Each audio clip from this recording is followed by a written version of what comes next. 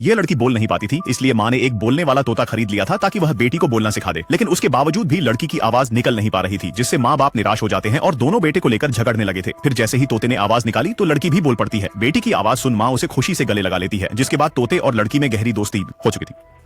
दोनों काफी समय साथ में बिताने लगे थे। तोता चतुर था और उसे ऊंचाई से डर लगता था, जिस कारण उसे उड़ना भी नहीं आता था। बिल्ली से बचने के लिए वो केवल दौड़ ही सकता था। यह देखकर छोटी लड़की तोते को उड़ना सीखने का फैसला कर लेती है।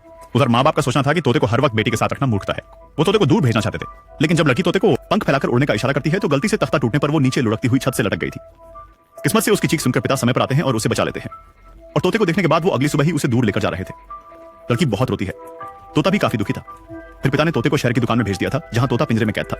वो दुकान के मालिक से नफरत करता था और आते जाते ग्राहकों को श्राप देता था। तभी एक बूढ़ी औरत ने उसमें दिलचस्पी दिखाई। दादी को बात करने के लिए एक साथी मिल गया था। वो तोते को खरीद लेती है, लेकिन घर जाते समय तोते ने हंगामा मचा दिया था, जिससे परेशान होकर दादी उसे पिंजरे से आजाद कर देती है। पर उसे उड़ता ना देख दादी हैरान थी।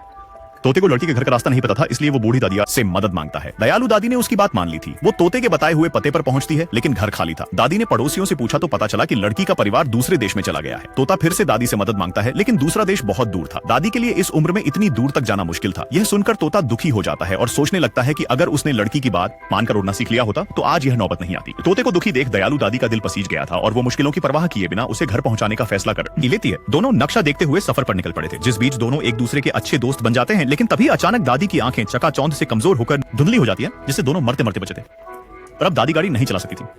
बाकी का सफर तोते को अकेले ही तय करना था। लेकिन जब तोते को पता चला कि दादी अंधी हो गई है तो वो लड़की के पास जाने की जिद छोड़कर उनका सहारा बन जाता है। दोनों काफी दिनों तक अच्छा समय बिताते हैं और फिर एक दिन दादी आखिरी सूरज देखकर दुनिया को अलविदा कह देती है।